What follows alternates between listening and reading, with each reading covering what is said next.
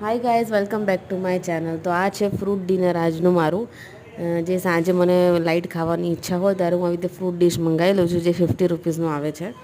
અને એની અંદર બધા જ ફ્રૂટ્સ હોય છે જે આપણને ના ગમતા હોય એ લોકો નથી એડ કરતા.